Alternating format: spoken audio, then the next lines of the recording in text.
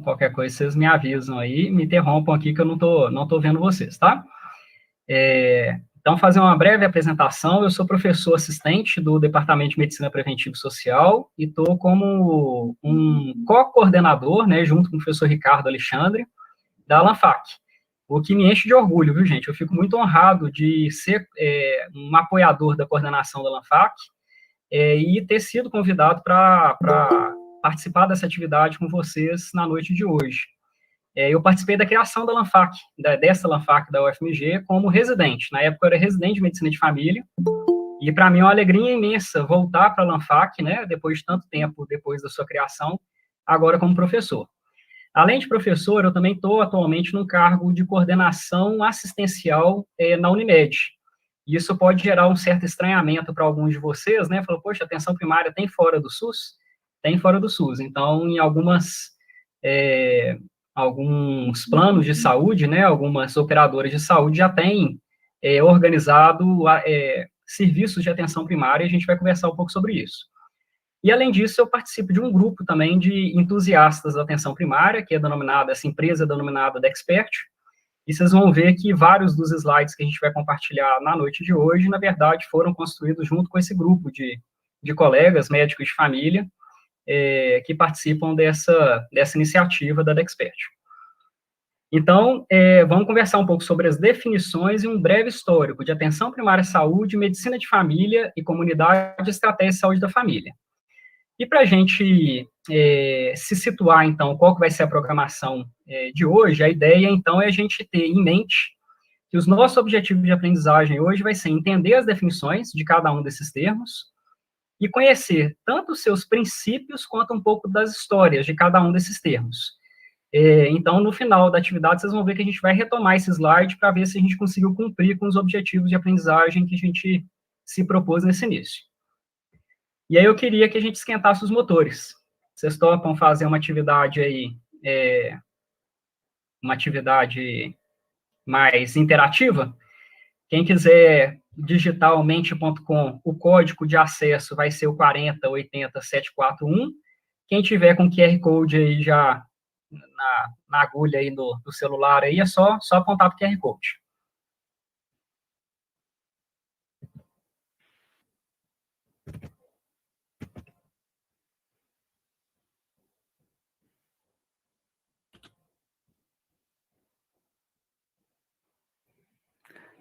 O código saiu da tela, eu não consegui ver todo, não. Oxe, desculpa, gente.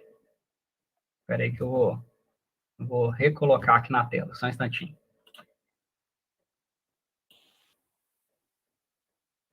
Vê se agora vai aparecer para vocês na tela. Apareceu? Apareceu, obrigada. Joia.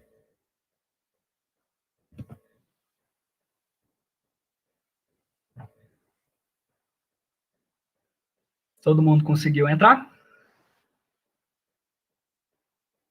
A ideia dessa atividade, gente, é ouvir um pouco vocês. E eu sei que como atividades com muitas pessoas, né, às vezes é difícil a gente fazer uma coisa mais interativa, então a gente utilizou desse artifício, né, do mente.com, para a gente poder ver um pouco qual que é as percepções de vocês, o que vocês já conhecem em relação a esses termos que nós vamos conversar hoje, tá?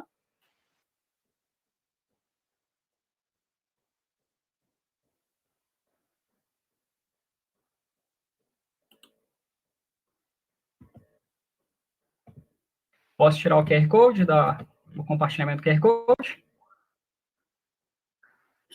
Pode, professor. Eu até mandei no chat já. Ah, valeu.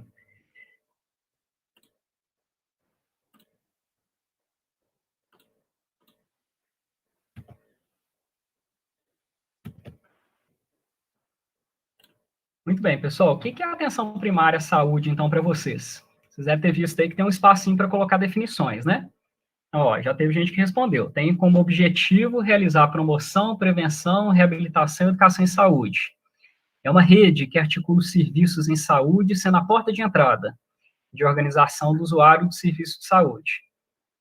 O que mais? Então, aqui a gente já teve algumas pessoas trazendo para a gente alguns objetivos da atenção primária à saúde, então tentou definir a atenção primária à saúde por objetivos, o que eu acho que é uma ideia interessante. O outro tenta conceituar a atenção primária à saúde por meio dos serviços, né, o que compõe essa rede de atendimento. Alguém tem alguma outra ideia?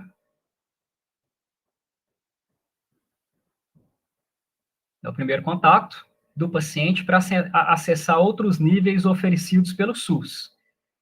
Muito interessante.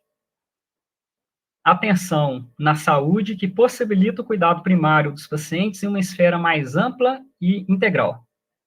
É o primeiro nível de atenção da saúde. Então, e essa questão de ser o primeiro nível está bem forte aí com vocês, né? Atenção que visa um olhar integral do paciente com objetivos a prevenção e, se necessário, tratamento. Muito bom.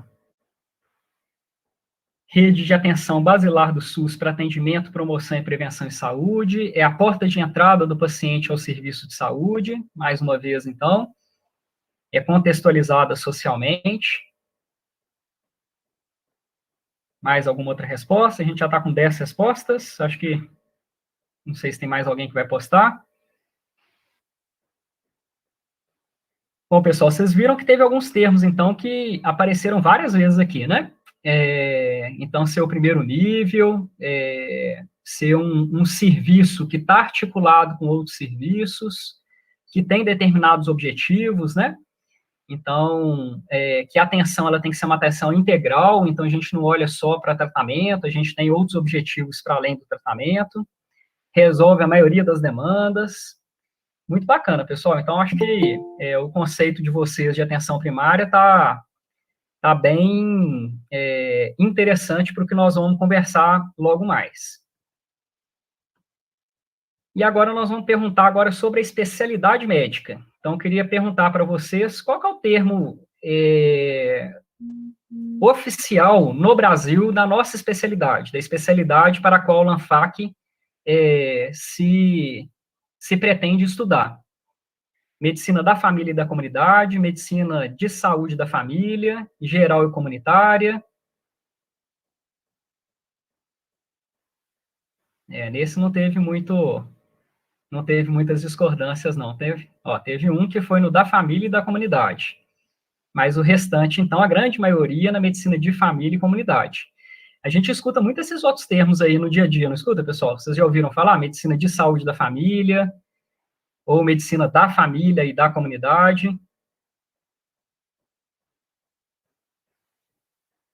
Eu já ouvi falar isso, de saúde da família. Uai, vocês já foram para o último aqui? Já apareceu para vocês, né?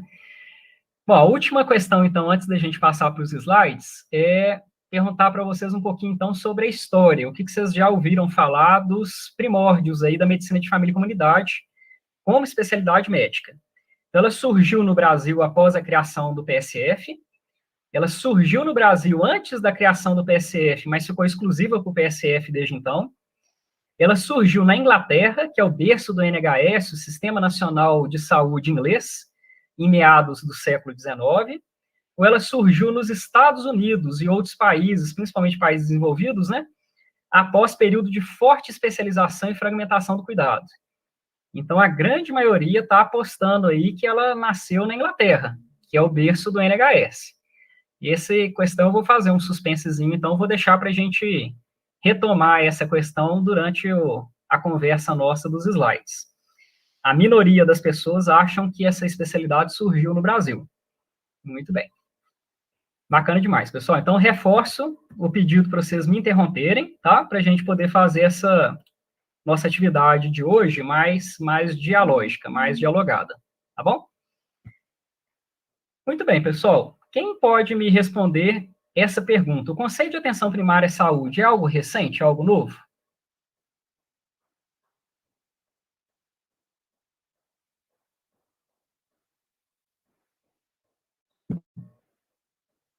Ninguém quer chutar?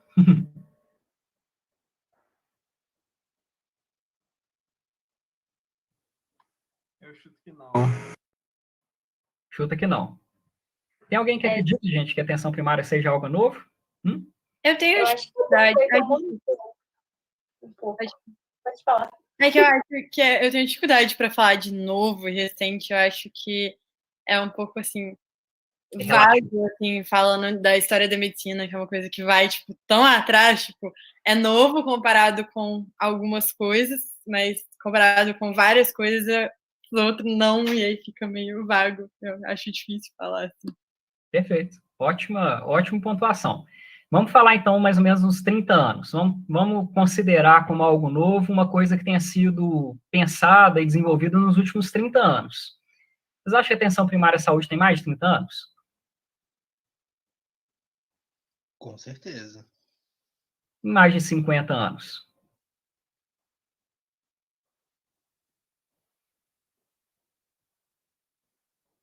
Mais de 50 anos, com certeza, também? A certeza sumiu agora. Mais de 70 anos? Mais de 90 anos? Quem aposta que a atenção primária à saúde tem mais de 90 anos? Eu ficaria assim, entre os 60 e os 100 anos. Isso podia ser mais uma pergunta do Mentimeter ali, né? E quem que vai chutar, gente, que a atenção primária à saúde tem mais de 100 anos? Em 1920, o termo atenção primária à saúde apareceu pela primeira vez num documento oficial. Esse documento oficial foi chamado de Relatório Dawson. Esse senhor simpático que apareceu na figura aí para vocês é o Dr. Dawson, Lord Dawson. Ele era médico da família real inglesa e recebeu incumbência da família real e do Ministério da Saúde da época de montar uma proposta do que seria o sistema de saúde na Inglaterra, uma proposta de organização dos serviços de saúde para conformar um sistema de saúde, que na época os serviços de saúde não tinham nenhuma organização mais elaborada. E a equipe, né, composta pelo Dawson, chefiada pelo Dawson, produziu um relatório que foi muito avançado para a época e que ele trouxe vários conceitos inovadores. Dentre eles, esse conceito de cuidados primários em saúde. Então, ele traz a ideia de centros de atenção primária que estariam dispersos no território, estariam distribuídos no território de acordo com a necessidade da população, e esses serviços, eles teriam uma vinculação com outros tipos de serviço, ou seja, serviços especializados, que seriam os centros de atenção secundária, e os hospitais. Vários conceitos que a gente considera como super novos, como super inovadores do dia de hoje, que a gente tem dificuldade de implementar na prática, no nosso tempo atual, já tinha sido pensado pelo Dawson lá em 1920. Então, conceitos, por exemplo, de organização do serviço pelo território, de população adscrita, de ter um serviço com porta de entrada para a população, esse serviço tem um vínculo com a população que está sendo cuidada, né, muito por meio do acolhimento, a ideia de referência e contra-referência, né, de vinculação, de hierarquização dos serviços, e principalmente dessa atenção primária à saúde como coordenadora do cuidado. Ou seja, um determinado ponto dessa rede ser o principal responsável por direcionar o paciente ao longo do sistema quando houver necessidade. Muito interessante, não é, pessoal? Sim. Ô professor. Sim. Uma dúvida. Aqueles médicos que a gente vê em séries, filmes, novelas de época, eles poderiam ser considerados médicos de família? Muito boa pergunta. Essa pergunta eu vou pedir para você segurar ela um pouquinho, que daqui mais ou menos uns 15 slides nós vamos conversar sobre isso, sobre esse médico que ia na casa das pessoas, que resolvia tudo. Ele é um médico de família? É uma ótima pergunta essa, viu?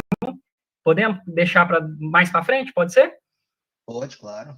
Me lembra, tá? Se a gente não conversar sobre essa dúvida sua daqui a uns 15 slides mais ou menos. Beleza. Bom, a gente acabou de ver, gente, que a história da atenção primária à saúde, pelo menos a proposta, né?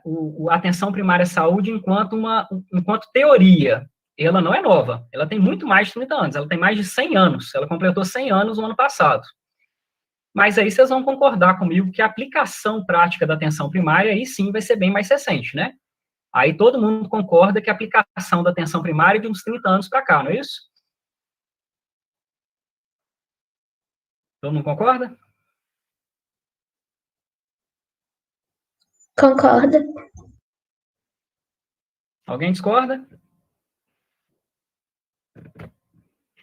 Bom, vocês já devem ter ouvido falar, então, do NHS, o Sistema Nacional de Saúde da Inglaterra, que é internacionalmente reconhecido, né, como um bom sistema de saúde, principalmente por ter uma atenção primária à saúde muito interessante. Mas o que talvez nem todos vocês já tenham ouvido falar é que a fundação do NHS, desse sistema de saúde inglês, ele aconteceu logo depois da Segunda Guerra Mundial, no período que a gente chama de pós-guerra. Muito por conta desse senhor que apareceu na foto aí para vocês, que foi o ministro da saúde da Inglaterra na época, que era o Aneurin Bevan. Então, Bevan encabeçou, ele foi uma importante liderança da época para conformar o que hoje a gente entende como sistema de saúde nacional inglês. Então, pessoal, se vocês fizerem as contas aí, vocês vão ver que em 1946, que foi quando o NHS foi gestado, em 1948, que foi quando ele foi de fato implantado na prática, até hoje, né, 2021, me ajudem a fazer as contas aí. Quantos anos tem de implementação de NHS? Já está com 75 anos, não é isso? Fiz conta errada? Certíssimo. É isso mesmo. E o NHS, pessoal, ele nasceu implementando várias das propostas que o Dawson tinha feito no seu relatório há pouco mais de 20 anos antes, né, da implementação do NHS. Principalmente com a implementação dos centros de saúde de atenção primária, tá? Ou seja, então, a primeira aplicação da atenção primária à saúde que a gente conhece no mundo foi o NHS. O NHS, ele implementou um sistema público de saúde com oferta de serviços de atenção primária à saúde. Muito curioso, né, gente? A gente já tem experiências há mais de 75 anos e a gente ter tanta dificuldade, né, de organizar serviços de atenção primária à saúde, não só no Brasil, como no mundo, né? Da gente implementar e qualificar os serviços de atenção primária de uma forma que a gente considere como adequado. Então, pessoal, o mundo foi desenvolvendo os seus sistemas de saúde, principalmente os seus serviços de atenção primária à saúde, cada qual à sua maneira e a seu tempo, tá?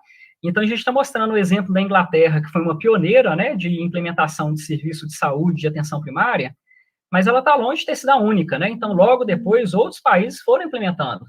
Então, houve a implementação do Sistema Nacional de Saúde da Holanda, mais à frente o Canadá, e esses países foram aplicando nos seus respectivos sistemas de saúde os valores que aquelas populações tinham. Então, existem países que valorizam muito a liberdade de escolha do indivíduo.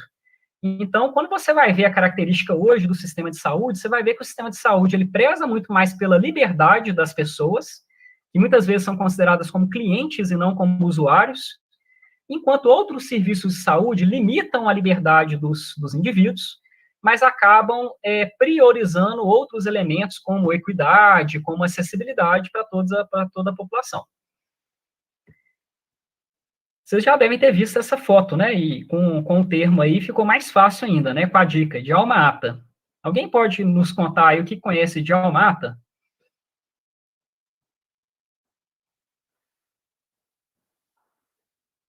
Ou ninguém nunca ouviu falar de alma ata?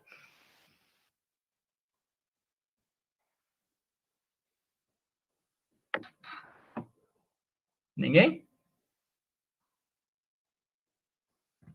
Eu estaria que seria, sei lá, a primeira ata feita numa reunião, um grupo, sei lá. Foi muito próximo, viu? Você chutou muito perto. Então, ela foi uma espécie de uma ata, foi um relatório muito famoso que ficou conhecido a partir dessa conferência, que foi nomeada como Conferência de Alma Ata. E Alma Ata, na verdade, apesar do nome dar a entender que ele indica algum relatório, na verdade, esse nome é o nome de uma cidade. É uma cidade que fica no atual Cazaquistão. Na época, ainda era União Soviética, quando aconteceu essa conferência. Ela foi a primeira conferência internacional de cuidados primários em saúde. E essa conferência ela foi organizada pela OMS. Foi a primeira conferência em que a OMS declara publicamente que o caminho dos países em todo o mundo para se alcançar níveis adequados de saúde deveria ser por meio da atenção primária à saúde. Então, olha só a escala de tempo, pessoal. Lá em 1920, a atenção primária à saúde foi proposta. Em 1946/48, a gente começou a ter as primeiras experiências de atenção primária à saúde. E só 30 anos depois que um órgão internacional reconhece a atenção primária à saúde como item essencial para um bom sistema de saúde, para a gente ter um bom desfecho em saúde para a população. Então, esse é um marco importante, porque muitos países de baixa e média renda só passam a começar a organizar os seus sistemas de saúde com base na atenção primária à saúde, a partir dessa conferência, a partir da Conferência de Alma-Ata, em 1978. Essa definição, pessoal, que é uma definição das mais famosas de atenção primária à saúde até hoje, que a gente conhece, foi a definição que a Alma-Ata, em 78, fez do que eram cuidados primários em saúde.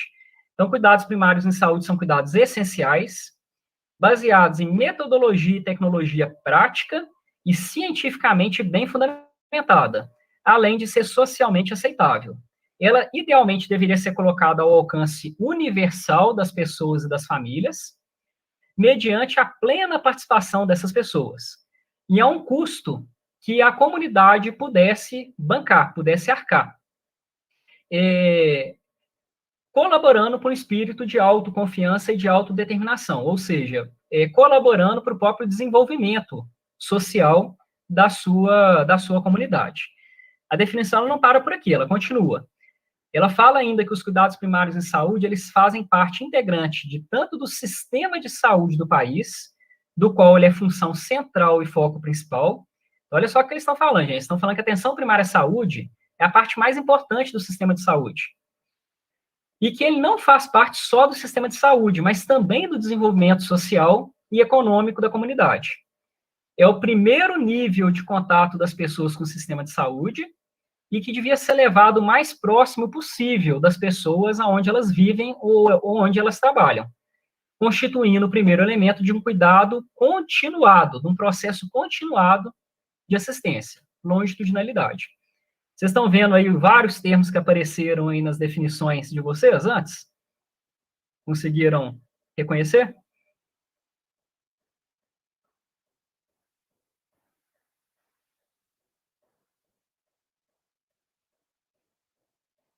Uma coisa que me chamou a atenção das definições que vocês trouxeram, gente, na atividade, logo antes da gente iniciar a apresentação, foi que várias definições apresentaram a atenção primária à saúde vinculada ao SUS. Começou a ficar um pouco mais claro que a atenção primária à saúde ela tem a ver com o sistema de saúde, mas isso não necessariamente significa que ela está vinculada ao nosso SUS? Está claro isso para vocês? Que a atenção primária à saúde não é uma coisa exclusivamente brasileira?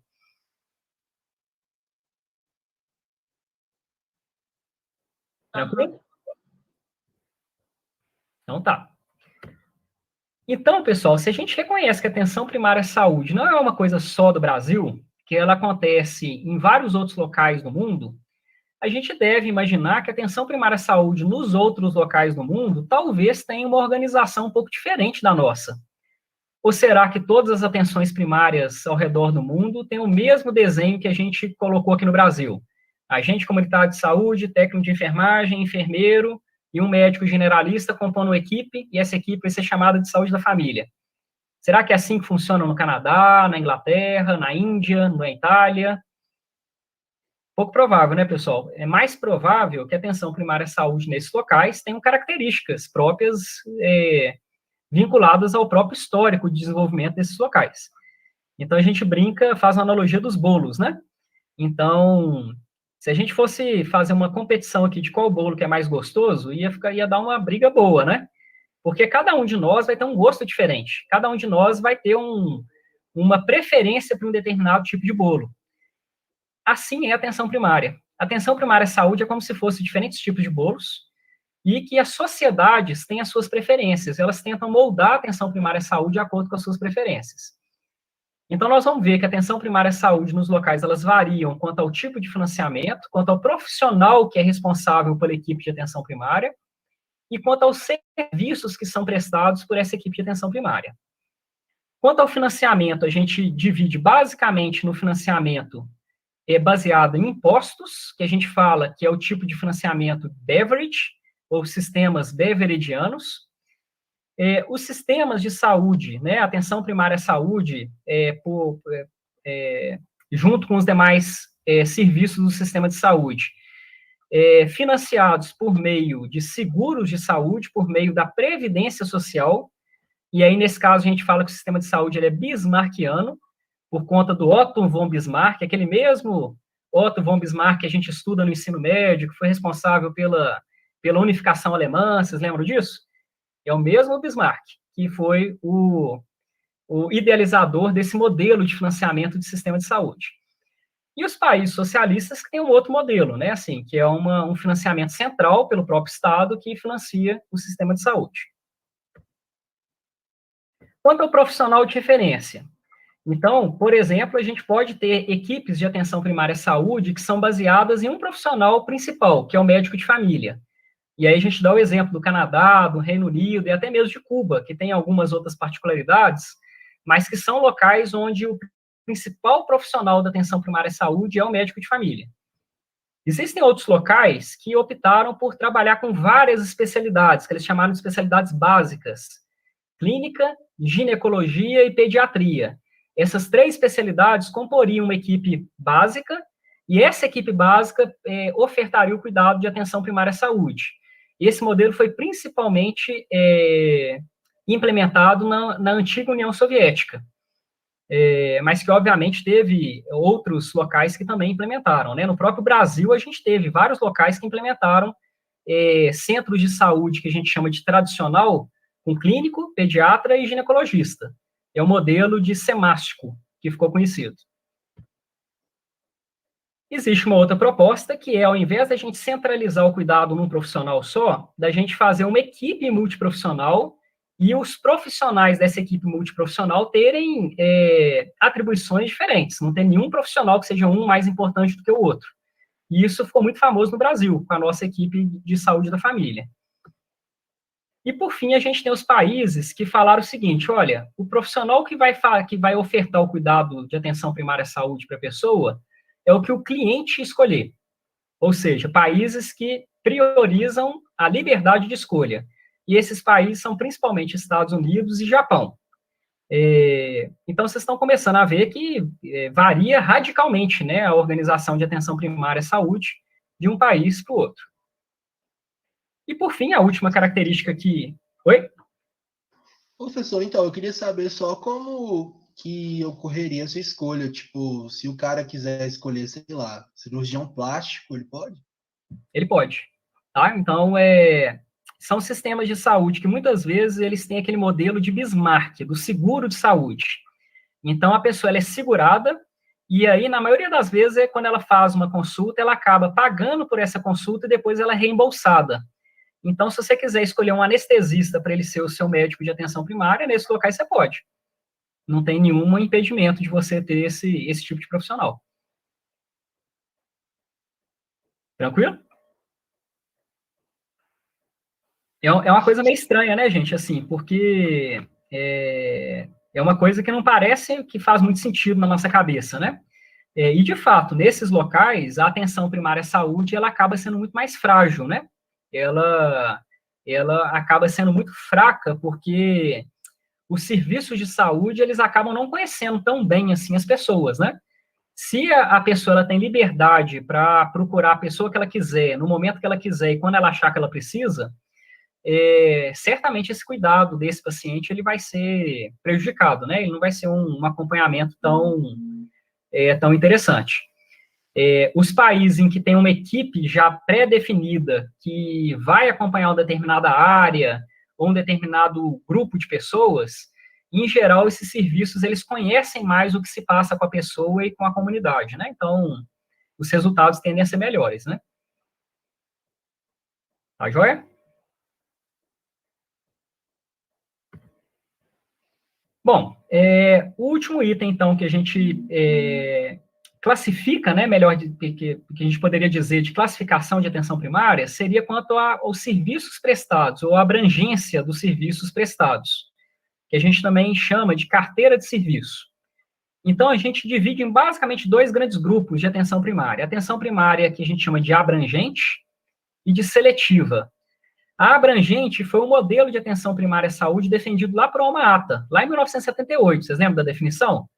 Cuidados integrais, ao alcance universal da população, ou seja, é uma atenção primária à saúde que resolve a maioria dos problemas das pessoas para qualquer tipo de pessoa, para qualquer problema, tá? Que é bem diferente da proposta da atenção primária à saúde seletiva, que propõe que a atenção primária à saúde ela deve ser focada para as pessoas que precisam mais. E quem são as pessoas que precisam mais? Quem vocês acham que são os grupos prioritários nessa proposta? Criança, mulher e idoso, né? Não sei, Criança. mulher não, grávida, né? Gestante, idoso. Idoso, criança, não sei. Exatamente. Doenças crônicas, então, somando a isso, né? Também as pessoas portadoras de doenças crônicas e alguns agravos transmissíveis, contagiosos, que possam ser de interesse do governo naquele momento. No nosso caso, é muito forte o nosso acompanhamento de tuberculose e hanseníase, né? Que são 2 agravos de importância nacional. A proposta da atenção primária à saúde seletiva, então, pessoal, é falar, olha, não dá para fazer atenção primária à saúde para todo mundo, então nós vamos ter que escolher para quem que nós vamos ofertar. E aí nós vamos ofertar para poucas pessoas, nós vamos ofertar para um grupo só. E aí vocês começam a perceber, vocês já devem estar ligando os pontos sobre a história da nossa atenção primária à saúde no Brasil. A nossa atenção primária à saúde no Brasil, ela é abrangente ou ela é seletiva? Vou deixar essa pergunta com vocês que a gente ainda vai aprofundar nesse item ainda. Pessoal, até aqui, tranquilo? Que tipos de atenção primária à saúde, então, tem diversos ao redor do mundo? Tá tranquilo, professor. Bom, como a gente viu que tem diferentes tipos de atenção primária à saúde, vocês devem estar se perguntando, mas será que todos esses sistemas, todas essas organizações de atenção primária à saúde funcionam da mesma forma? Certamente que não, pessoal. A atenção primária à saúde, em alguns locais, elas vão ser muito fortes, vão ter bons resultados. Em outros locais, ele vai ter resultados bem mais decepcionantes. E isso tem muito a ver com o que a gente chama de atributos da atenção primária à saúde, ou seja, das responsabilidades que a atenção primária à saúde tem. E existe forma da gente medir isso. Existem questionários que tem como a gente mensurar a força de cada um desses atributos para cada um dos modelos de atenção primária à saúde desenhados ao redor do mundo. Essa pesquisadora, a doutora Barbara Starfield, foi uma das principais pesquisadoras que avaliaram esse tipo de pergunta de pesquisa. E aí ela percebeu que nos locais onde tinha atenção primária à saúde mais forte, eram os mesmos locais que tinham os melhores resultados de saúde a nível populacional. Nesse caso, pessoal, esse gráfico ele tem uma escala invertida, tá? Então, quanto maior a pontuação, pior o desempenho. Então, quanto maior a pontuação em atenção primária, pior a atenção primária. Quanto maior a pontuação dos indicadores de resultado, pior o resultado em saúde, tá bom? Então, vocês estão vendo que tem uma clara relação de quanto mais forte a atenção primária, melhores os resultados. E agora vocês já entenderam como que foi que a doutora Barbara Starfield mediu a força da atenção primária nesses países. Ela mediu a força da atenção primária à saúde nesses países por meio dos atributos que a gente acabou de mostrar no slide anterior.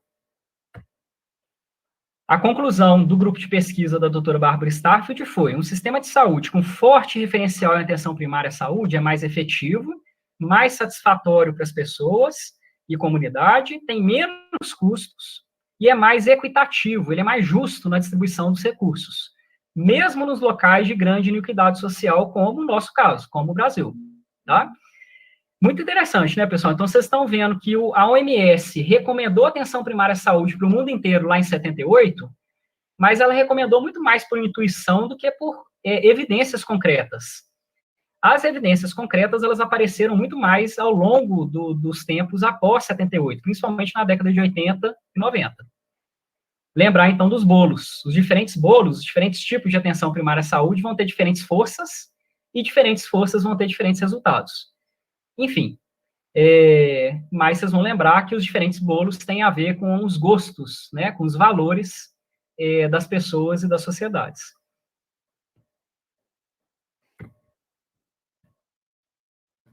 Ou seja, tivemos esses marcos principais na história da atenção primária à saúde, e vocês viram tanto que esses marcos são importantes para a gente entender o que a gente tem de atenção primária à saúde hoje no mundo. Podemos passar para a medicina de família? Todo mundo com fôlego ainda para a gente continuar? Podemos. E aí, a medicina de família e comunidade nasceu junto com a PS?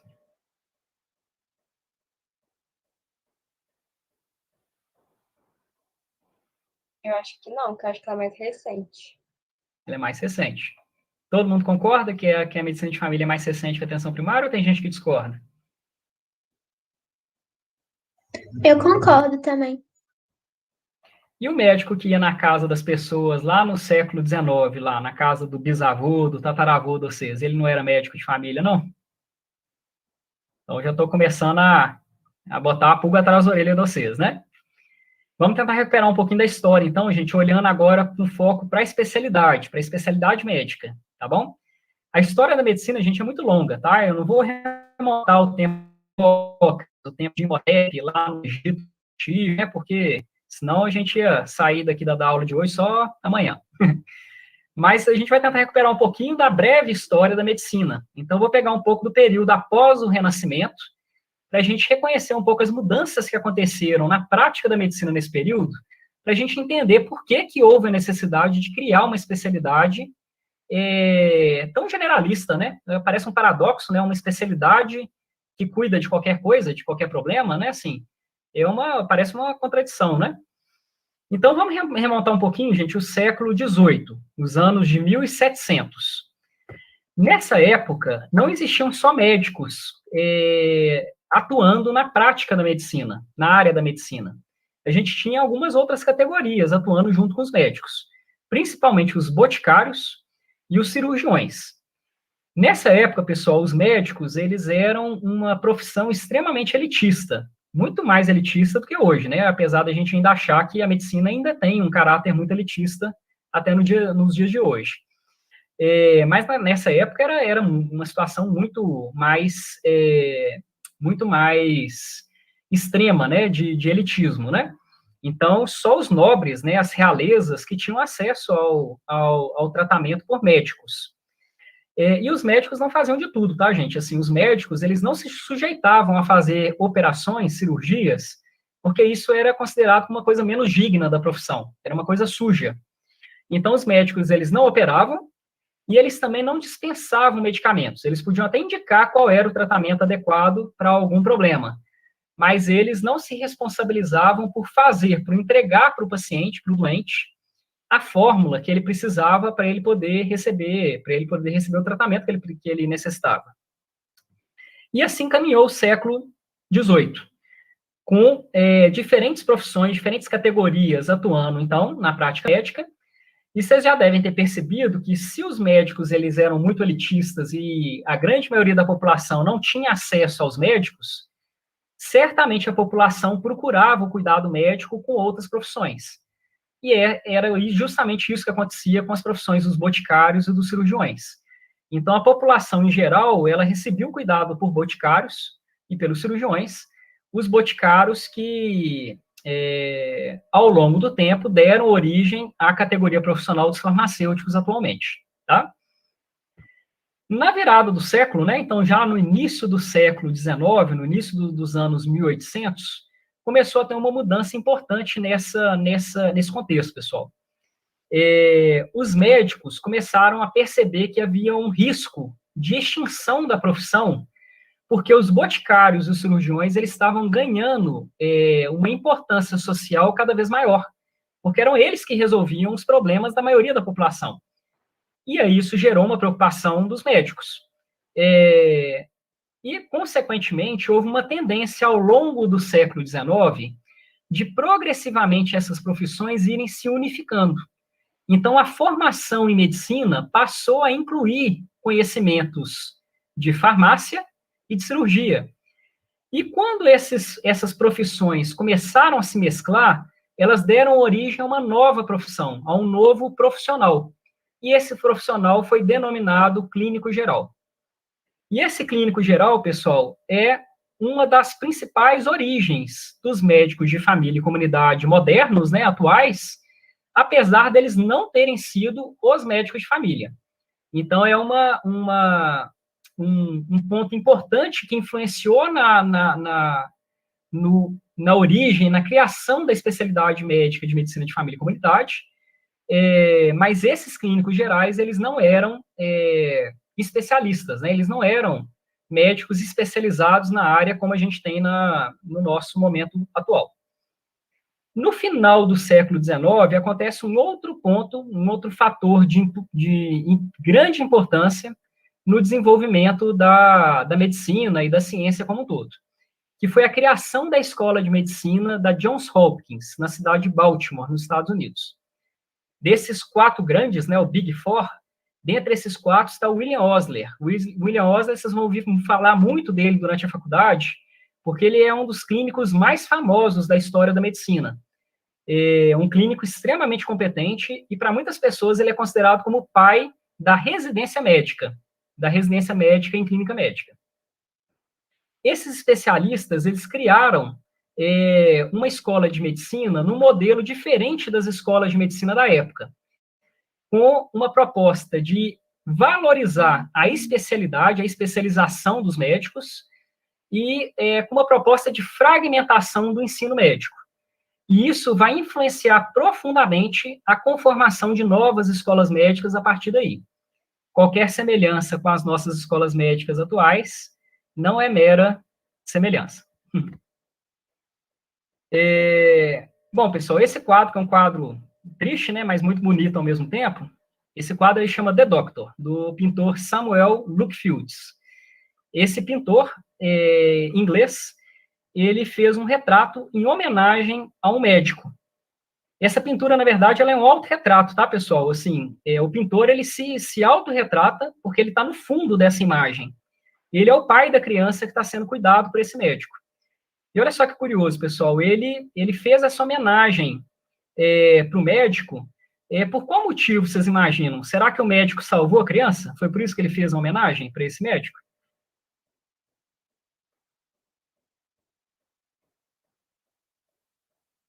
Acho que assim, é porque eu acho que ele tá tipo observando, né? Tá dando atenção para a filha dele. Uhum. Quem mais ia comentar? Tinha mais alguém que ia comentar? Dá a impressão que ele fez de tudo para, sei lá, pensar o que a criança tinha e, sei lá, pensar alguma forma de salvar ela. Não sei se deu certo, mas o quadro me remeteu isso. Uhum. Eu não lembro direito, mas eu cheguei a ter uma análise desse quadro na minha aula de arte no ensino médio. E eu lembro que ele falava muito, tipo, sobre como a questão, tipo, da luz tá, assim, tipo, que é um significado não necessariamente de, tipo, cura, mas de, tipo, uma orientação e, tipo, trazer um conhecimento e trazer um apoio, assim. Tipo, a luz é muito associada a essa questão de esperança e, tipo, não necessariamente uma esperança de cura, mas uma esperança, assim, de apoio mesmo e de consolo. Tanto que, tipo, é uma forma muito semelhante como são retratados, às vezes, anjos e figuras religiosas dentro da arte. Aí era uma coisa assim. Muito legal. Bacana. Tem algumas análises muito bacanas mesmo. Eu não tenho esse conhecimento tão profundo assim, mas eu gostei muito de ouvir essa experiência sua. Eu não sei quem falou, gente. Desculpa, eu não estou vendo o nome. Ana. Ana, obrigado. Mas, assim, uma análise bem grosseirona, né? Assim, uma pessoa que é ignorante na área de artes, assim como eu. Mas se vocês olharem no fundo da figura, a posição da mãe não parece uma posição muito otimista, né? Assim, parece que a situação é grave, né? Assim, parece que é bem grave. E a gente lê textos, né, falando que o Samuel Lookfields, de fato, se inspirou no que aconteceu com a família dele para pintar o quadro, né? Ao ponto de a gente poder considerar esse quadro como um autorretrato. E o filho dele morreu. Ele faleceu no dia de Natal. Então, no dia de Natal, o filho dele, se eu não me engano, acho que tinha 5 anos na época, faleceu de febre tifoide. E ele faz um quadro em homenagem ao médico, porque o filho morreu. Né? Então, não é porque o filho morreu, né? Vocês foram no ponto. Então, a relação da medicina com as pessoas nessa época, então, nessa época, gente, é a época dos clínicos gerais, né? Era uma relação diferente que a gente tem hoje, né? Era uma relação muito mais voltada para o vínculo do que para os resultados em saúde, né? Então, a homenagem do Samuel Luke Fields para o médico foi do comprometimento que ele teve com o filho dele, né? Então, você vê que a expressão de preocupação do médico, né? O fato, vocês estão vendo uma tigela que parece que está vazia, a tigela ali no banquinho, né? Então, aparenta que o que ele tinha para fazer, ele já fez. Será que um médico moderno não falaria para os pais, falou, olha, eu já fiz o que eu tinha para fazer, agora é só esperar e ir embora? Sabe assim? Será que os médicos modernos pegariam a cadeira, sentariam do lado da criança, ficariam observando a criança até, né, na esperança, né, na expectativa de ter algum novo elemento, uma ideia diferente? Então, é uma questão muito voltada para o vínculo, né? E que isso sofre uma influência muito marcada, gente, no século XX. Então, recuperando, século XVIII, prática médica separada em medicina, boticários e cirurgiões. Século XIX, nasce uma nova figura que a gente denomina como clínico geral. E essa figura é uma figura que está muito próxima das pessoas, que atende as pessoas em casa, que tem um vínculo muito interessante com as pessoas das quais ela cuida. E no século XX, a gente começa a ter uma mudança importante. E um dos pontos que a gente mais ouve falar que contribuiu para essa grande mudança foi o relatório Flexner. Esse senhor, o Abraham Flexner, ele não era médico, ele era um pedagogo norte-americano, e ele fez um relatório para o governo dos Estados Unidos, a pedido dessa associação médica, né, Associação Médica Americana, sobre a situação das escolas médicas da época nos Estados Unidos e no Canadá. E, de fato, pessoal, assim, as escolas médicas naquela época era uma situação terrível, porque não existia uma padronização, um critério mínimo de qualidade para se abrir escolas médicas naquela época. Então, as escolas médicas, quem quisesse abrir uma escola médica, praticamente podia abrir a escola médica e fazer o currículo que quisesse da própria cabeça. Então, de fato, o que o Abraham Flexner encontrou realmente foi uma situação muito preocupante na época. E aí, obviamente, com boa intenção, o Abraham Flex, ele direciona como um exemplo a ser seguido o exemplo da escola de Baltimore, a escola da Johns Hopkins. E isso passa a influenciar profundamente, como eu já falei para vocês, a organização e a fundação de novas escolas médicas a partir daí. Escolas médicas em que há separação de um ciclo básico de um ciclo clínico. As aulas, elas são baseadas em especialidades, existe um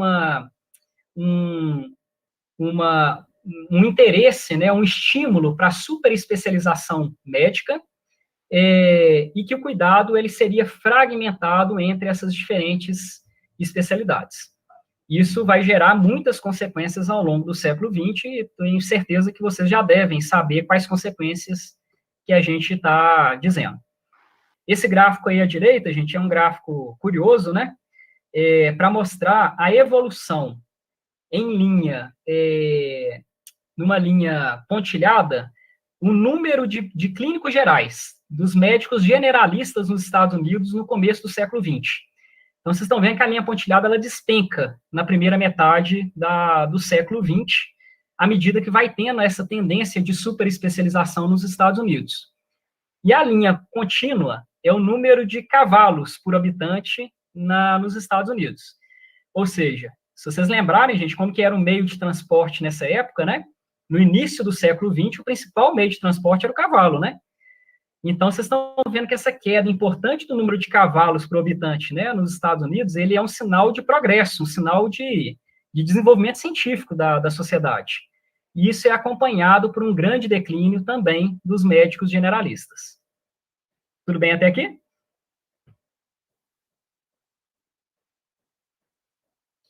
Quem pode me ajudar, gente, de qual foi a principal consequência dessas mudanças na formação médica do início do século XX? O que aconteceu no século XX como consequência?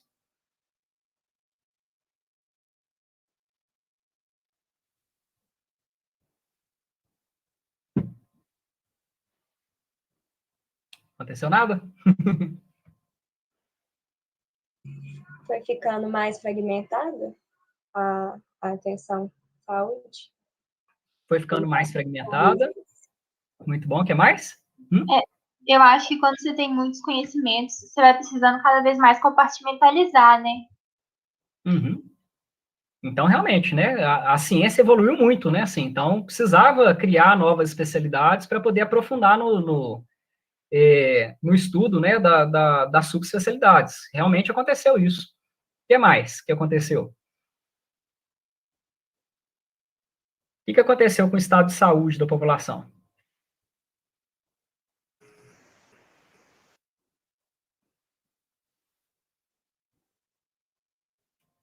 Piorou, melhorou, continuou mesmo? Eu chutaria, Melhorou muito? na verdade. É? Porque eu penso, tipo, o Bruno falou que acha que melhorou, Uhum. mas eu chutaria que piorou, eu acho. Porque, tipo assim, eu acho que até hoje a gente vê isso, que as pessoas ainda têm um resquício dessa cultura de, tipo, só procurar o médico quando, tipo, tá uma coisa muito extrema e aí já vai direto no especialista. E, tipo, com o desenvolvimento tecnológico também traz muitas mudanças, assim, no estilo de vida que a gente até hoje tem problemas e repercussões disso, de, tipo, lixo e resíduos e poluição e sedentarismo, essas coisas todas. Então, Uhum. Quem que falou agora por último? eu? Ana. Ana. Eu ainda vou decorar o tom de voz de vocês, viu, gente? Só um pouco de paciência. E aí, gente, quem que tá com a razão? A Ana ou o Bruno? Ou a gente pode dar razão para os dois? O que vocês acham? Para a gente não criar inimizade no começo da liga. Podemos dar razão para os dois? Vamos ver, então, o que aconteceu, então, gente, com o perfil de adoecimento da população ao longo do século XX. Então, vocês estão vendo esse sujeito aí, o clínico geral, que ia na casa das pessoas, na maioria das vezes, né, era com razoável frequência, era em ambientes rurais, né, e ele com a sua maletinha, né, vocês vão ver que ao longo da liga a gente vai falar muito sobre a maleta, né, sobre a maleta do médico de família. E progressivamente houve uma tendência, então, desse cuidado que era feito por um médico generalista no ambiente domiciliar, esse cuidado ser transferido cada vez mais para médicos especialistas ou subespecialistas no ambiente hospitalar com uso intensivo de tecnologia, até chegar aos níveis de hoje, né? Isso aí que é considerado um bom serviço de saúde na opinião do público em geral, né, gente? Então, um bom hospital é aquele que tem equipamentos de ponta, né, que tem procedimentos e exames bastante complexos. E a gente acaba acreditando que isso é o que realmente é o que define a questão da qualidade do cuidado. Então, pessoal, isso que aconteceu com a expectativa de vida e inversamente proporcional com a taxa de mortalidade da população. Aqui a gente está trazendo o exemplo dos Estados Unidos, né? Mas é um exemplo qualquer. Se a gente pegasse de outros locais do mundo, provavelmente o gráfico ia ser parecido, tá? Então, vocês estão vendo que progressivamente tem um aumento da expectativa de vida, é um aumento importante da expectativa de vida ao longo do século, e uma queda importante da taxa de mortalidade. Então, vocês devem estar me falando, devem estar pensando aí, o Bruno tinha razão, né? Será que a Ana não tinha razão, então? Só que, se a gente olhar para as causas de mortalidade, vocês vão ver que existe uma mudança do padrão de causa de mortalidade muito importante do início do século para o final do século. Esse gráfico, gente, ele mostra, então, também dos Estados Unidos as causas de morte em números absolutos, tá? Então, claro, a população dos Estados Unidos cresceu bastante nesse período, né? Então, no final do século XX, morre muito mais gente, porque nasce muito mais gente e tem uma população muito maior, tá? Se a gente fosse olhar isso por meio de taxas, o gráfico ele teria um outro comportamento. Mas o que esse gráfico está mostrando para a gente, que a área verde era a principal causa de morte no início do século, ou seja, doenças infecciosas, doenças agudas. E essas doenças agudas, gente, vocês veem que elas são controladas, elas conseguem ser razoavelmente bem controladas ao longo do século, porque a população cresce muito, outras causas de mortalidade crescem muito, e vocês veem que praticamente não altera o volume de mortes por doenças agudas. Ou seja, melhorou bastante, gente, mas melhorou bastante para um determinado motivo de causa de mortalidade. Ao mesmo tempo, a gente observa uma piora muito significativa do padrão de saúde e até pela causa de morte, né, pela causa de falecimento, na população por causas classificadas como doenças não transmissíveis, ou que a gente chama de doenças crônicas não transmissíveis, sendo que as principais delas são diabetes e hipertensão. Então, à medida que a população ela vai tendo os problemas agudos controlados e a população vai envelhecendo, vocês lembram do gráfico da expectativa de vida? A população vai ficando mais velha, as causas de adoecimento por doenças crônicas vai aumentando a sua participação, a sua fatia, tá joia? Então, tem uma melhora por um lado e uma piora por outro lado. Não sei se vocês notaram um pequeno detalhe, gente. Vocês estão notando algum detalhe nesse gráfico que chama atenção? Além disso que eu comentei com vocês? Talvez nesse outro gráfico aqui fique mais claro. Tem algum detalhe que chama atenção aí para vocês? Tem um pico um tanto estranho aí. Eu não sei se era isso. Então, tem um pico estranho, né? Um pico de mortalidade e uma queda abrupta de expectativa de vida concomitante, né? Alguém chuta aí o que foi isso? Primeira Guerra. Primeira Guerra? Foi próximo da Primeira Guerra, mas não foi, porque senão a Segunda Guerra tinha que ter sido pior, né? É, justo. Gripe espanhola? A gripe espanhola, pessoal. Então, interessante, né? Foi a pandemia de influenza, olha só que legal. Mas legal, né? Assim, é uma coisa que foi um marco triste, assim, da história da humanidade, mas é curioso, né? No gráfico a gente olhar esse comportamento da taxa de mortalidade. E aí, todo mundo vai concordar comigo, gente, que essa redução importante da taxa de mortalidade foi graças aos serviços de saúde e aos heróicos médicos que salvaram a população de morrer precocemente, não é isso?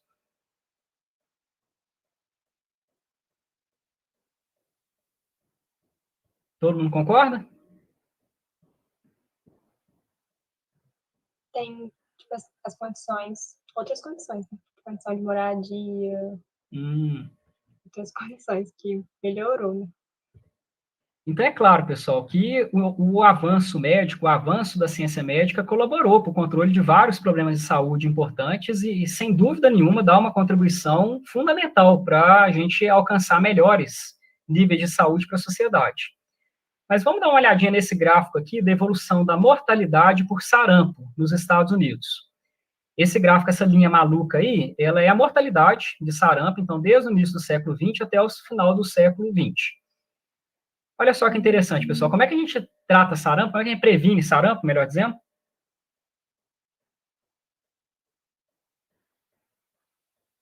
Como é que a gente previne sarampo? Vacina? Vacina, né? Então, a gente lembra que o principal ponto, o principal fator preventivo de sarampo é vacina. E olha só que curioso, gente, a taxa de mortalidade de sarampo, ela caiu abruptamente muito antes da introdução da vacina. A vacina do sarampo, ela foi criada em 1963. O que fez a mortalidade do sarampo despencar antes de ter vacina?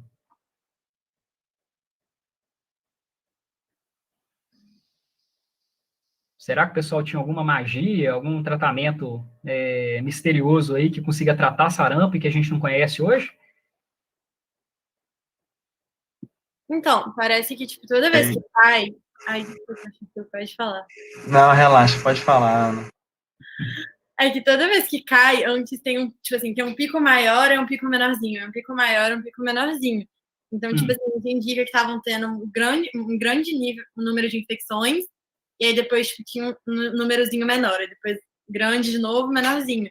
Então, provavelmente também tem questão de as pessoas foram desenvolvendo também, tipo, imunidade.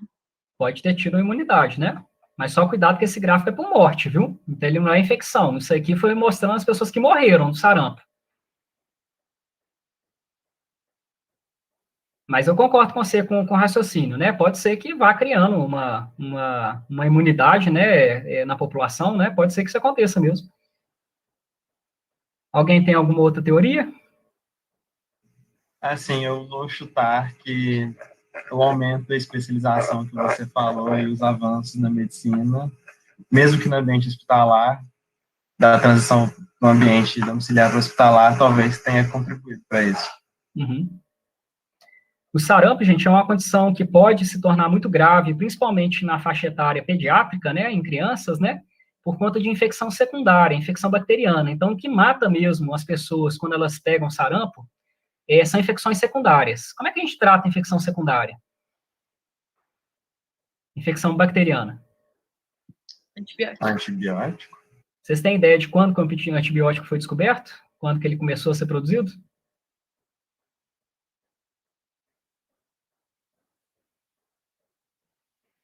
Eu vou deixar essa pulga atrás da orelha aqui para vocês, gente. Então, vamos pegar um outro exemplo. Esse outro exemplo é tuberculose e não é nos Estados Unidos. Agora, nós pegamos outro local. Nós pegamos Inglaterra e País de Gales. Como é que a gente controla a tuberculose? Tratando os doentes.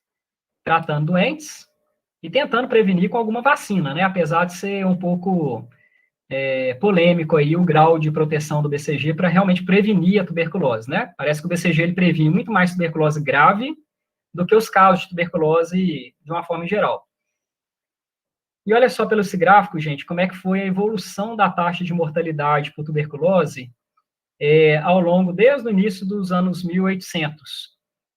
Então, vocês veem que a taxa de mortalidade de tuberculose, ela caiu antes das pessoas descobrirem o que causava a tuberculose.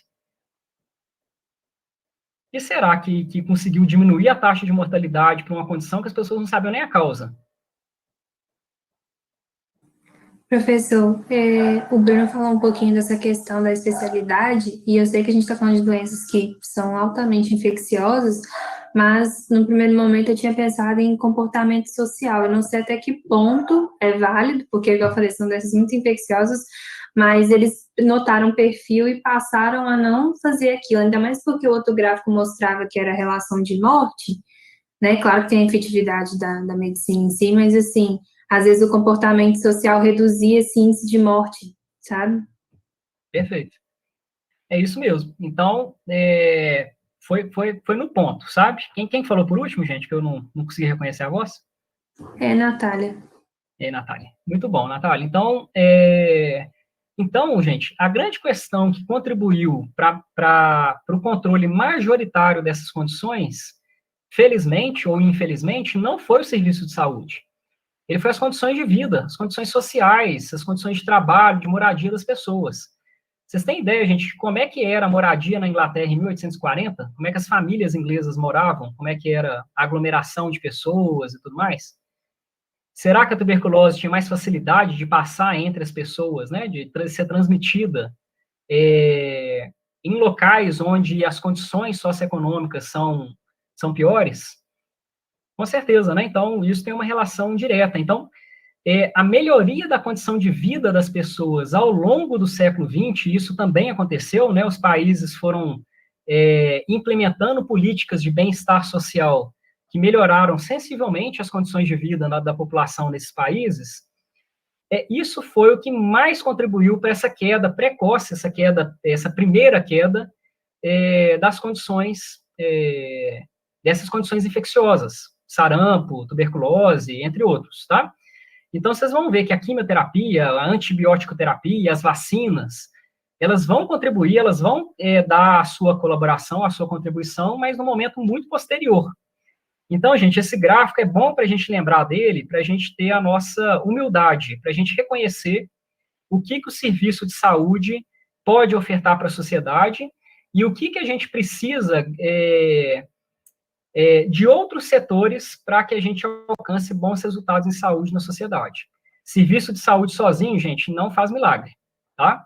Então, condições de vida muito precárias vai continuar tendo mortalidade por doença aguda, porque o serviço de saúde ele não dá conta de resolver o problema de uma moradia inadequada, de um problema de falta de tratamento de água, por exemplo, tá bom?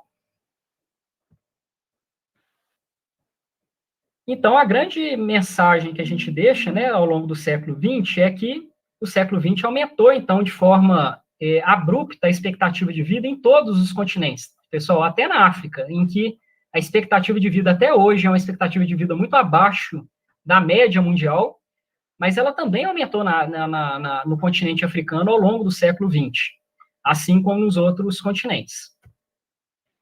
Só que isso gerou alguns efeitos colaterais. Então, a fragmentação e a superespecialização médica nesse período, ela faz com que o cuidado fique cada vez menos humano, fique o cuidado cada vez mais frio, mais dependente da tecnologia. E essa deterioração da relação entre o médico e a pessoa, que aconteceu ao longo do século XX, antes do século XX tinha aquele médico que ia na casa das pessoas, que as pessoas pintavam quadro em homenagem para os médicos, né? Isso vai sendo destruído ao longo do século XX, pessoal. E, mais ou menos em meados do século XX, existe uma necessidade, né? A sociedade percebe uma necessidade de tentar recuperar aquele cuidado mais integral que foi espatifado, que foi totalmente fragmentado com a criação das subespecialidades. E aí que nasce a necessidade da criação de um novo clínico geral. E por que a gente fala que é um novo clínico geral, pessoal? O médico de família moderno, ele não é a reedição do clínico geral do século XIX. Ele é um clínico geral mais especializado. É um clínico geral que tem desenvolvimento de competências específicas para ser o mais resolutivo possível no local de atuação. Então, obviamente, a gente tem as nossas fontes no antigo clínico geral, mas a gente também é diferente do antigo clínico geral. A gente tem as nossas diferenças. Então, a partir da década de 40, 50 do século passado, que vai começar a nascer as primeiras associações de médico de família / clínica geral. Então, aqui eu trago para vocês aí os anos de fundação das primeiras associações, né, de médicos de família ao redor do mundo. Vocês estão vendo que o Brasil demorou a criar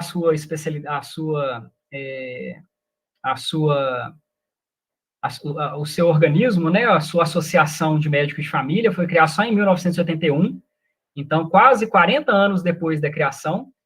E vocês perceberam, gente, aonde que foi criado a primeira associação de médicos de família que foi criado? Foi em qual local aí? Qual país?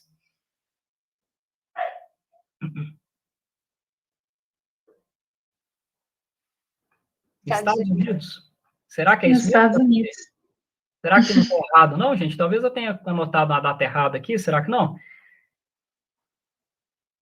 Mas não é possível, assim, foi nos Estados Unidos, a primeira associação de médicos de família nasceu antes do Reino Unido, nasceu nos Estados Unidos, antes do Canadá.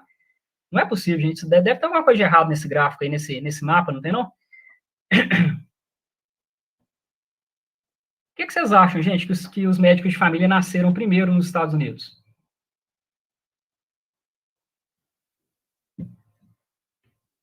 A população viu muita necessidade. Não foi nos Estados Unidos onde primeiro aconteceu toda essa super especialização médica e que acabou se espalhando para o mundo depois? Aonde que os efeitos colaterais dessa super especialização iam ser sentido primeiro? No próprio local, no próprio Estados Unidos. Então, gente, pelo fato dos Estados Unidos estar na frente nesse desenvolvimento técnico-científico da área médica, também justifica o porquê que os médicos de família nasceram primeiro nos Estados Unidos. Infelizmente, a criação dos médicos de família primeiro nos Estados Unidos não foi o suficiente para organizar o sistema de saúde deles. A gente sabe que o sistema de saúde nos Estados Unidos é bem confuso, né? Bem bagunçado. Mas foi lá onde a primeira associação de médicos de família nasceu. Depois nós vamos compartilhar mais alguns dados aqui sobre médicos de família, e vocês vão se surpreender com a força da medicina de família nos Estados Unidos hoje, apesar do sistema de saúde dos Estados Unidos ser um sistema de saúde bem problemático, né? Com vários problemas. E aí, pessoal, uma coisa que é importante vocês levarem da agora para frente com vocês é que nos termos atuais, então a gente está falando do novo clínico geral, tá? Entre aspas, ou General Practitioners, que é o termo em inglês. Ele é sinônimo, pessoal, de médico de família ou médico de família e comunidade. Isso depende da terminologia que cada país escolheu para denominar a sua especialidade médica. Essa especialidade médica mais generalista. Então, na Inglaterra, eles chamam de clínico geral, é o GP, General Practitioner. Enquanto no Canadá, eles chamam de Family Physician. Foi uma opção, tá? Mas a atuação desses médicos, dessa especialidade médica, é muito próxima. Na verdade, é a mesma especialidade médica que nós estamos falando mesmo tendo termos diferentes entre diferentes países. Beleza? Aqui a gente chama a atenção também da criação do ONCA, né? O ONCA é a Associação Mundial dos Médicos de Família, né? Então, ela foi criada inicialmente em 1959, congregando algumas associações no continente europeu, e depois ela toma uma dimensão realmente mundial em 1972. Então, vocês estão vendo que a medicina de família no Brasil, ela teve um desenvolvimento bem mais tardio, né? E esses são os principais pontos, né? Os principais marcos aí da criação da especialidade no Brasil. Mesmo sendo bem mais tardio, pessoal, vocês estão vendo que a medicina de família ela não é tão nova quanto parece, né? Então, a medicina de família e comunidade, ela nasceu no Brasil com outro nome. Ela nasceu com o nome de Medicina Geral e Comunitária, no ano de 1976. Foi quando nasceram os primeiros programas de residência médica nessa área. Em 81, foi formalizado pela CNRM os programas de residência médica no Brasil. E essa é a data também de fundação das principais especialidades no país. Por exemplo, a nossa Sociedade Brasileira de Medicina Geral e Comunitária. Então, olha só que curioso, pessoal. A medicina de família ela foi regulamentada no Brasil na mesma época que pediatria, que dermatologia, que clínica médica. Então, a medicina de família ela não é mais nova do que essas especialidades no Brasil. Elas foram formalizadas, né, elas foram padronizadas na mesma época. Acontece que essas outras especialidades, elas cresceram rapidamente, e a medicina de família, infelizmente, ela não cresceu no ritmo que a gente considera como ideal. Então, houve uma demora para haver um reconhecimento pelo CFM, uma demora maior ainda de reconhecimento pela Associação Médica Brasileira, e nesse meio tempo aí a gente teve a criação do PSF no Brasil. Então, hoje, a nossa sociedade que congrega os médicos de família e comunidade é a Sociedade Brasileira de Medicina de Família e Comunidade. Ô, professor. Sim? Eu só estou um pouco confuso para entender o lugar da clínica geral nesse contexto todo, sabe? Você vai chegar nisso em algum lugar, em algum momento? Não, foi bom você ter perguntado, tá? Porque talvez possa gerar essa confusão, porque a gente chamou de clínica geral sinônimo de medicina de família aqui no slide anterior, né? Isso para termos estrangeiros, tá, pessoal? No Brasil, o que a gente entende como clínico geral ou clínica médica é o que outros países, né, fora, né, os outros países ao redor do mundo, eles chamam de medicina interna, tá? Então, o que a gente chama de clínica médica é a medicina interna dos outros países. E esses outros países, quando eles falam clínico geral, eles denominam sinônimo de médico de família, mas no Brasil isso não acontece, tá? Então, no Brasil a gente tem essa demarcação entre médico de família, clínico geral, que normalmente quando a gente fala que o cara é clínico geral, significa que ele fez uma residência em clínica médica, tá? Que é diferente de um terceiro termo, que é o termo que a gente chama de generalista. Alguém tem ideia de quem é o generalista no Brasil? O recém-formado? O recém-formado, ou aquele cara que não é um recém-formado, mas que nunca se especializou, né? Que nunca fez uma residência. Então, cuidado para não confundir esses três termos, tá, gente? Medicina de família, no Brasil, é quem faz a especialidade de medicina de família e comunidade. Clínico geral, habitualmente, ele se refere a quem fez clínica médica, que fora do país é chamado de medicina interna. E o generalista, apesar da gente falar que a medicina de família e comunidade é uma especialidade com caráter generalista, o generalista brasileiro é aquele cara que não tem especialização. Tá bom? Ótima pergunta, viu? Foi providencial aí para a gente esclarecer esse ponto. Para vocês conhecerem, gente, o percentual de médicos de família em relação ao total de médicos nos diferentes países. Então, no Canadá, 51% do total dos médicos são médicos de família. Na Espanha, o percentual é um pouco menor, 37%. Reino Unido, 60%, maior ainda do que o Canadá, né? E nos Estados Unidos, gente, 20%. É um número impressionante, né? Mas nos Estados Unidos a gente tem 100 mil médicos de família e comunidade atuando. 100 mil. É um exército, né, de médicos de família. Alguém chuta quantos médicos de família, qual o percentual ou volume absoluto de médicos de família que a gente tem no Brasil?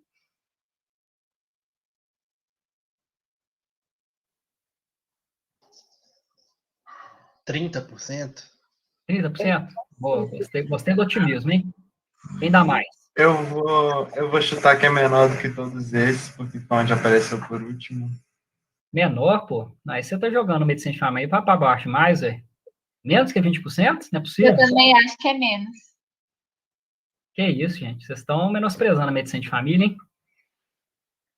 1,7%, pessoal, do total dos especialistas no Brasil são médicos de família. 98,3% é qualquer outra coisa que não médico de família. O que isso conta para a gente da valorização da especialidade? Não é valorizado.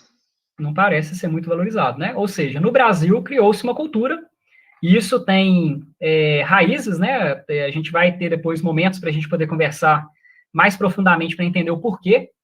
Mas no Brasil, gente, culturalmente, se entende que a atenção primária à saúde pode ser feita por qualquer um, por qualquer profissional. Esse entendimento não é o entendimento dos outros países, nem mesmo dos Estados Unidos, por mais confuso que o sistema de saúde deles possam ser. Ou seja, o Canadá não entende que a atenção primária à saúde pode ser feita por qualquer um. E eles regulam o número de vagas de residência e falam que 51% dos médicos vão ser médicos de família, com especialização, porque é o volume de médicos que a sociedade precisa. No Brasil, a gente não teve essa decisão governamental, infelizmente, tá? E essa situação está melhorando, viu, gente? Já foi muito pior do que isso, tá? A gente tem conseguido avançar pelas vagas de residência aí que estão sendo abertas em medicina de família. Então, a gente já conseguiu passar da cirurgia plástica. Mas em 2018, a gente tinha menos médicos de família no Brasil do que cirurgião plástico.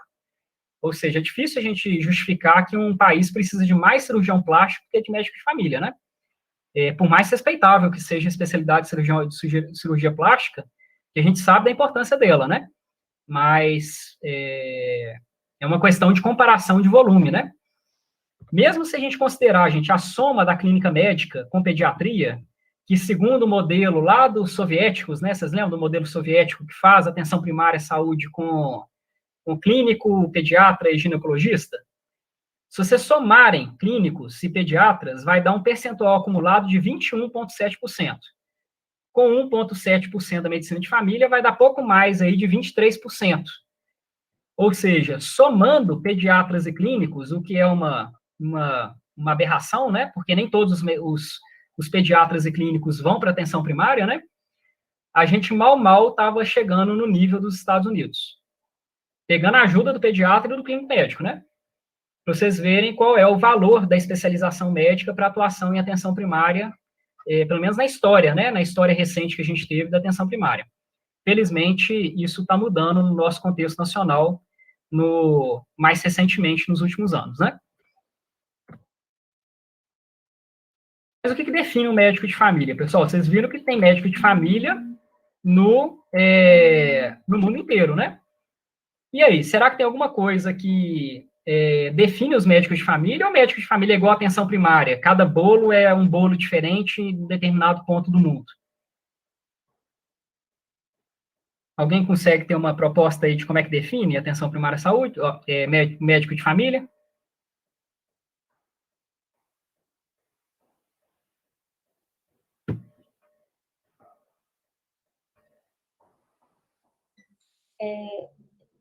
Eu definiria, assim, tipo, como tem um papel coordenador de cuidado, tipo, central do paciente, e que também, tipo assim, né, ao longo da vida toda do paciente, assim, ele estaria ajudando e assistência. Muito bom. Quem falou foi Ana? Ou foi Natália? Bruna. Muito bom, Bruna. Então, acho que você pegou pontos muito importantes, assim, da definição do médico de família, né? Então, ele tem essa função de coordenação do cuidado e ele não se restringe a determinados grupos de pacientes, como outras especialidades tendem a se restringir. Então, por exemplo, gestantes, crianças, idosos, a gente tem áreas médicas que atendem só esses grupos, né? Não é o caso da medicina de família. Então, diferente de qualquer outra especialidade clínica, a medicina de família não se restringe por faixa etária ou por grupo específico de patologia. Lembrando, gente, que os principais problemas de saúde, eles vão variar de lugar para lugar, né? Então, na África, o perfil de adoecimento das pessoas é um, no Brasil é outro, no Japão é outro, né? Então, se a gente definisse a especialidade por conjunto de patologias que a gente fosse tratar, ia dar problema aí quando a gente fosse tentar se identificar, né? A gente fosse tentar nos identificar com os nossos pares fora do país. Então, o que define os médicos de família são 9 princípios. Nenhum deles é exclusivo da medicina de família, e nem todos os médicos de família vão integrar todos os 9 itens ao mesmo tempo. Mas, em conjunto, esse conjunto de 9 princípios, ele dá uma clareza um pouco maior dessa visão de mundo que os médicos de família têm. Ou seja, pessoal, os médicos de família são definidos muito mais por um sistema de valores e como eles abordam os problemas do que propriamente qual é o problema que ele está tratando e qual é a faixa etária ou a característica sociodemográfica do paciente, tá bom? Eu vou passar um pouco mais rápido desses 9 princípios. Então, o médico de família ele é comprometido com a pessoa e não com a doença. Ele procura entender o contexto da experiência da doença, então ele olha a pessoa para além da doença. Cada contato para o médico de família é uma oportunidade de prevenção e promoção. O médico de família enxerga tanto a pessoa quanto a população que está sob o cuidado dele. O médico de família, ele se considera como parte de uma rede de recursos, então ele tenta integrar com as redes de recurso da comunidade. Idealmente, pessoal, isso, infelizmente, quase não é atendido pela maioria dos médicos de família atualmente, né? Mas, idealmente, os médicos de família deveriam compartilhar o mesmo habitat, o mesmo local de onde as pessoas vivem, né? Então, os médicos de família deveriam morar no mesmo local onde trabalha, né? Para eles poderem conhecer ainda mais o local que está sob seu cuidado. O médico de família visita as pessoas em casa, dá importância aos aspectos subjetivos da medicina. E um ponto super importante, pessoal, o médico de família ele se reconhece como gestor de recurso. Então, quando ele pede um exame, quando ele pede um encaminhamento, ele lembra que esses recursos, eles não são infinitos. Os recursos são finitos. Então, quando a gente opta por direcionar um exame, um encaminhamento, ele tem um pensamento de priorização e de tentar fazer uma distribuição desses recursos da forma mais eficiente possível na sua população. Ô, professor, Sim. no caso dos médicos que não moram no mesmo habitat, né, no mesmo local das pessoas, isso é um contexto Brasil ou é o mundo inteiro? Tem alguma informação sobre? É um contexto muito mais brasileiro do que mundial. Eu não sei te falar em termos percentuais, tá? Como que é fora do país. Mas no Brasil, fora a área rural, né? Porque nos municípios rurais acaba que o tamanho do município ajuda, né? Os médicos estarem morando próximo ao local de trabalho.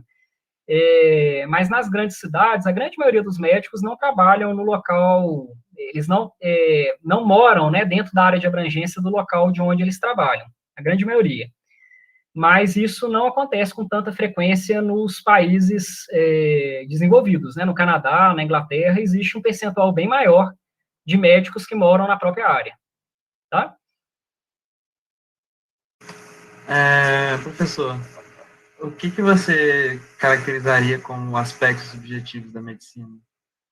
Aspectos subjetivos da medicina significa você dar uma luz para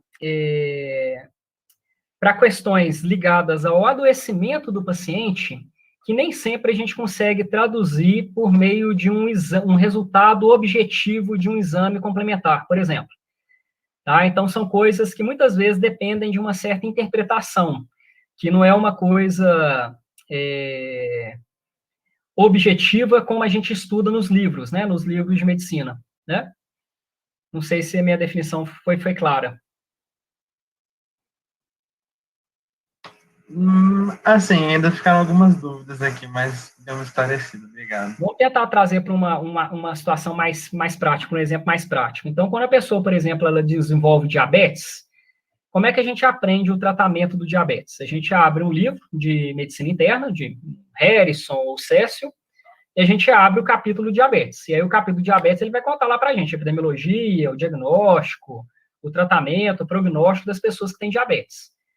Agora, todo mundo que tem diabetes se comporta da mesma forma?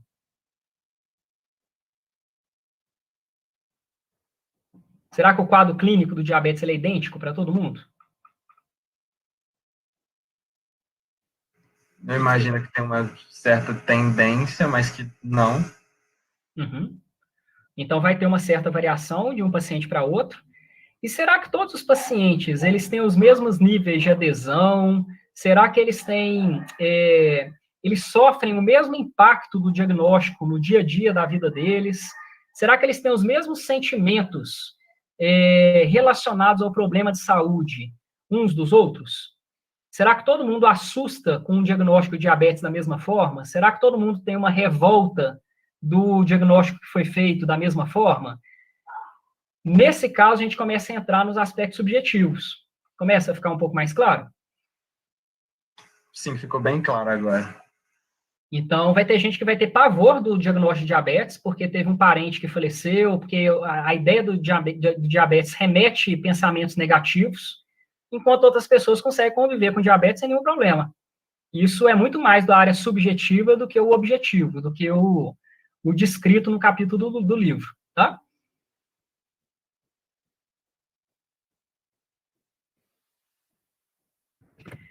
Então, pessoal, está claro a grande diferença entre atenção primária à saúde e medicina de família e comunidade? Atenção primária à saúde é um nível de atenção à saúde da população, ele é uma parte do sistema de saúde e que cada país organizou de uma maneira completamente diferente. A medicina de família é uma especialidade médica, ela foi uma especialização médica que se baseia por 9 princípios, e que vocês sabem que nenhum desses 9 princípios fala a respeito de restrição de faixa etária ou de problema de saúde. Sossegado por aqui? Até aqui? Uhum. Beleza.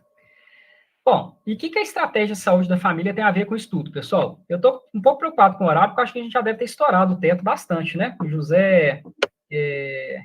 Quem mais puder me ajudar aí, João? Qual que era o teto nosso da atividade hoje?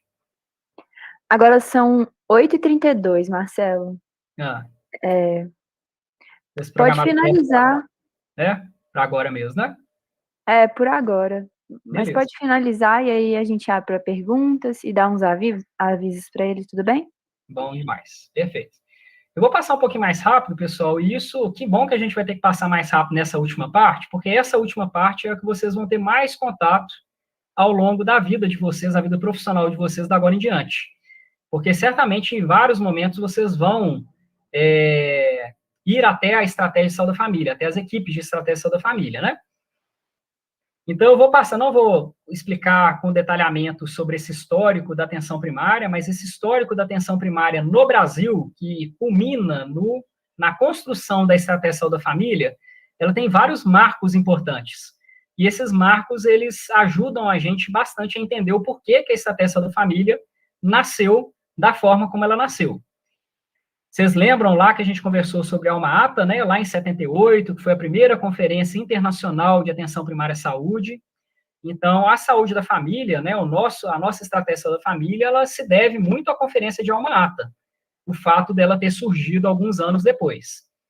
Mas nem tudo, né, pessoal, na vida são flores, né? Então, houve muita discordância e muita discussão sobre qual modelo de atenção primária à saúde o Brasil deveria montar.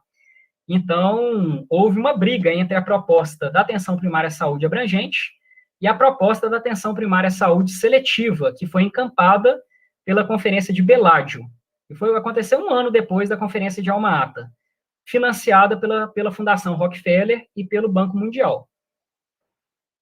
E aí, gente, muitas experiências prévias no Brasil aconteceram antes do nascimento oficial do Programa Saúde da Família, mas é importante que vocês saibam que o Programa Saúde da Família nasceu em 1994, ou seja, também já tem um bom chão desde a criação dele. Agora a gente não vai conseguir entrar muito em detalhe, mas é importante que vocês saibam, gente, que infelizmente o PSF ele acabou sendo muito influenciado pela proposta da atenção primária à saúde seletiva. Então, se vocês repararem a forma de organização de muitas equipes de estratégia de saúde da família, vocês vão ver o quanto que algumas equipes têm dificuldade de abrir o acesso para a população como um todo. Que a equipe, às vezes, fica muito focada só em gestante, em criança, em pacientes com doenças crônicas, diabetes e hipertensão, e pacientes com doenças infecto-contagiosas, como tuberculose e hanseníase. E aí, se você não for uma pessoa grávida, se você não for uma criança, se você não for um hipertenso ou um diabético, não tiver com tuberculose ou com hanseníase, talvez você tenha muita dificuldade de ter um acesso até a sua equipe de atenção primária, a sua equipe de PSF. Isso tem mudado ao longo do tempo, tá? Mas o nascimento do PSF foi como uma atenção primária à saúde seletiva, tá? A cobertura de estratégia da família aumentou demais da conta no Brasil ao longo desse tempo. Então, a cobertura era mínima antes dos anos 2000, e com a virada dos anos 2000, teve um aumento muito expressivo da cobertura das equipes de estratégia da família. Esse aumento da cobertura de estratégia da família trouxe resultados em saúde muito importantes aqui para o Brasil. A gente conseguiu melhorar muitos indicadores de saúde graças à estratégia da família. Não vou me parar muito nesses itens, mas a reflexão que fica é que hoje a gente realmente precisa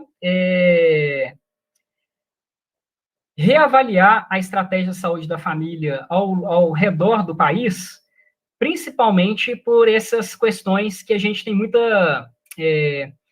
essas dificuldades das equipes de estratégia da família em alguns locais de assumirem integralmente os atributos de atenção primária. Então, infelizmente, a gente ainda tem um longo percurso a seguir com a nossa estratégia da família, por mais que os resultados anteriores tenham sido muito positivos. Eu deixei um videozinho para encerrar a atividade, pessoal, mas eu acho que antes do vídeo eu queria abrir para considerações, perguntas, e já antecipando as minhas desculpas aí por ter estourado o horário, mas tentei correr o máximo que eu pude aqui para abranger todos os conteúdos aí nessa nossa primeira atividade.